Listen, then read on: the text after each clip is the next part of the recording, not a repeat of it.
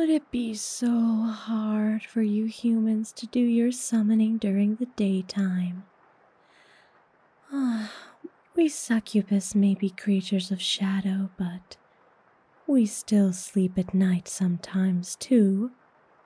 You just yanked me from my bed with your spell and pulled me through space and time into your little circle here. Doesn't matter how many times I've been through this. It still appalls me how rude you humans can be. Would it have killed you to give me a little bit of warning? Ringing a bell or striking a chime or anything? This must be your first time summoning someone from the netherworld. You couldn't even give a wake-up call first. There should be information on how to do that somewhere. You mortals have access to all information these days, so you really have no excuse.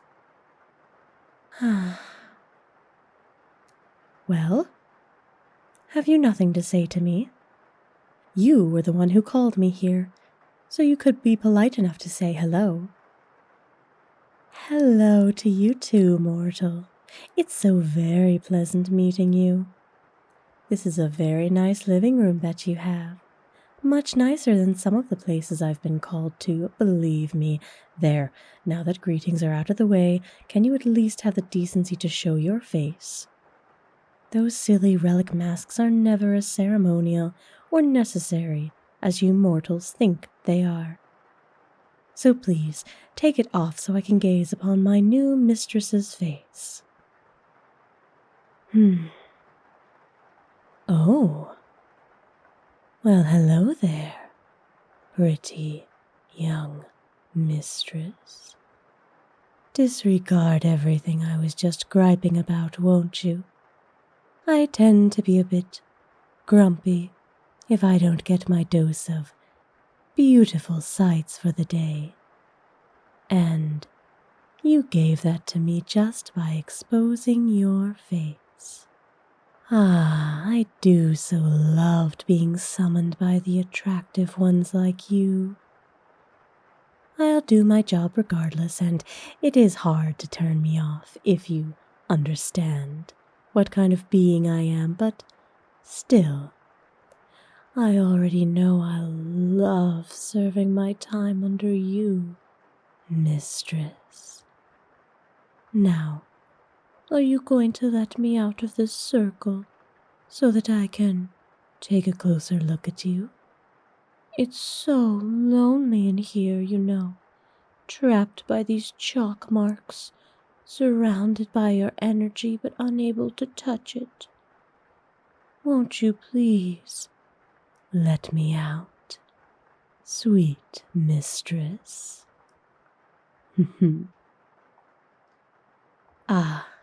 You've done your research well. Yes, you must give me a new name to seal our bond before you let me out. True, without the binding of a new name, I'd be free to rampage through the human world, doing what I wish. But come now, do they really tell you exactly what I'd be doing in that time? Trust me, no one who encountered me would have any problem with my style of rampage. At the most, I'd leave many confused men and women behind me, doubtful of whether they had been dreaming or not. Whatever memories they had would be far from unpleasant, so I don't see what the problem would be. You would be the first to experience my talents, sweet mortal, being the closest in proximity to me. I promise that once I'm through with you and move on to the next, you'll be too dazed and happy to care where I've gone or what I'm doing. Not easily convinced, I see. Fair enough. Practical of you too, being determined to be my one and only mistress for the time being. I understand why you'd want me all to yourself. The only thing better than summoning a succubus at all is binding that succubus so they obey your every command, no matter how devious. So tell me, what is your name? Clever. Asking me for mine first. If you didn't know it to begin with, I suppose you were just calling for any nondescript succubus that your summoning could reach. But I must disappoint you. Even if I attempted to tell you my true name, you wouldn't be able to understand it, let alone pronounce it. So instead, why not just tell me what name you have chosen for me? You seem prepared enough to have thought up one already.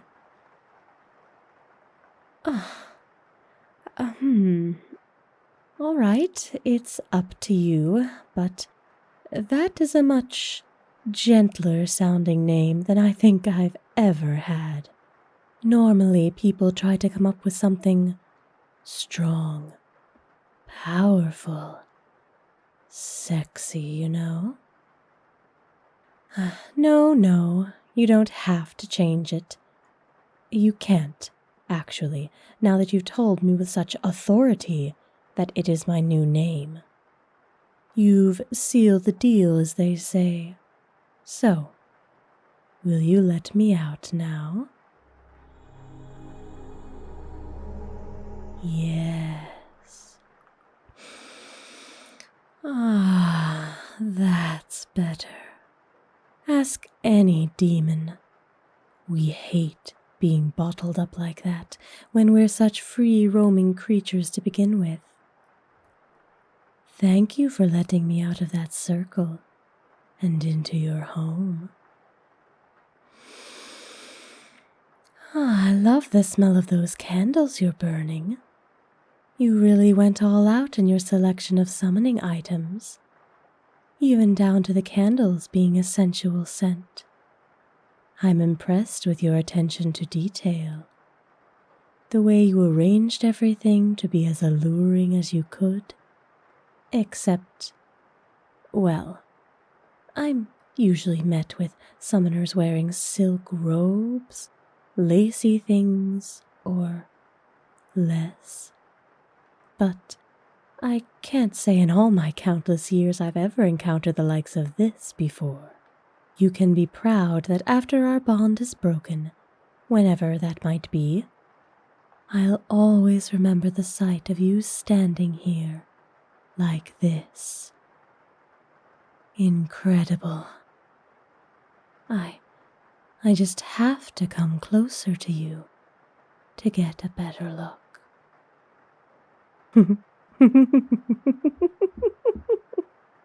Flannel pajamas are definitely something I've never seen before. I know everyone has their own ideas about what is sensual to them, but this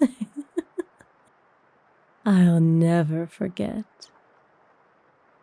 I can't say they don't look absolutely sumptuous on you, though. They're so soft and make you look so very adorable. Was this some kind of reverse psychology tactic? If so, it's working very well. I just want to eat you all up. Though that is less to do with any potential mind games, and more to do with what I am and what I devour.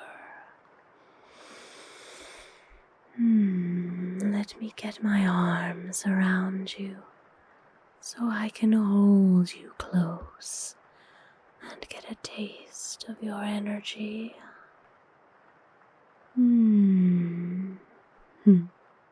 I was right. You're all soft and sweet and irresistible. More mortals should take a page out of your summoning book. Hiding your body in something this loose-fitting and soft just makes me all the more eager to strip it from you and explore your true frame. What do you say? Shall I start working my way down these buttons? What? No? All right then. Perhaps there's something else you want me to do? I knew it. Tell me what you want. You're my mistress now, sweet mortal. I'll do whatever you say. Anything. Help you gather up all the summoning items? Sure, I can do that. I'll just blow out the candles then. But it seems such a waste. They add to the mood, don't you think? And they light up your delectable face so wonderfully. Oh, you're turning on a lamp instead? All right, whatever you want.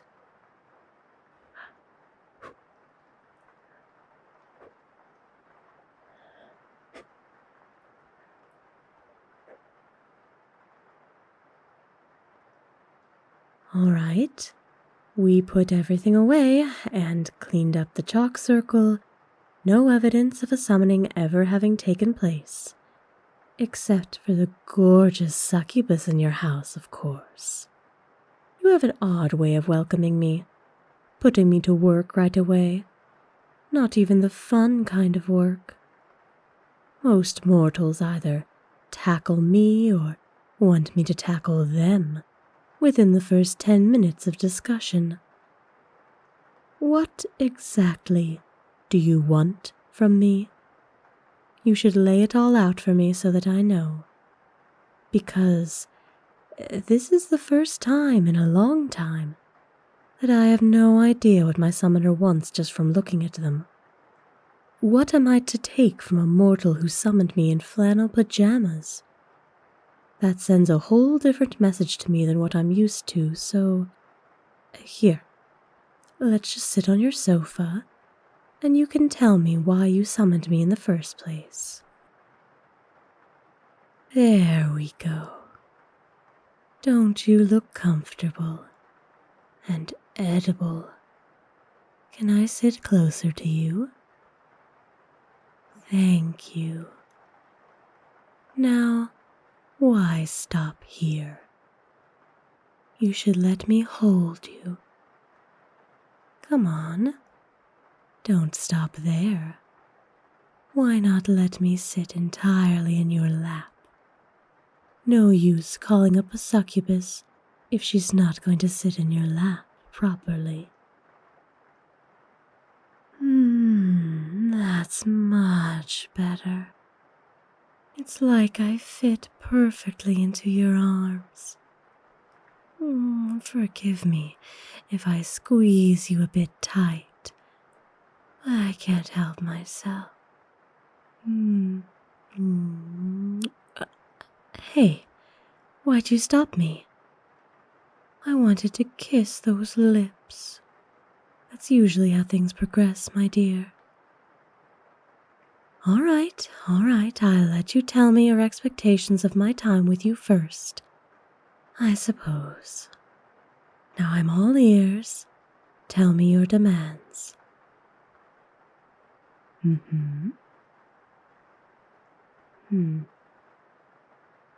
All right. I see. That is very interesting. So, let me make sure I understand. My duties will consist of cuddling, kissing, holding your hand, complimenting you, and being generally affectionate. Sweet mortal, I can absolutely treat you as kindly and affectionately as you wish. However, I must point out that there's an entire well of untapped potential that you have not mentioned. I am a succubus. I don't usually stop at head pats and innocent nuzzling. Are you telling me you don't wish for me to use the extent of my talents to please you in every way? That is more than surprising. I have never been summoned by anyone who wanted, a live-in partner, I suppose, is what you're describing. Minus the bedroom adventures. My. I'll have to think this over. I thrive primarily off the energy exuded from passion and lust. And without that, I might be cuddling and kissing you to an unhealthy degree to make up for it. The energy from any pleasure is enough for me to feast on, so even sitting and holding you like this, you're providing me a nice little meal. You're feeling comforted and happy, and I'm able to feed off that pleasure. I can just sip away at your delicious energy like this, just by running my hands over your shoulders and through your hair, kissing your face.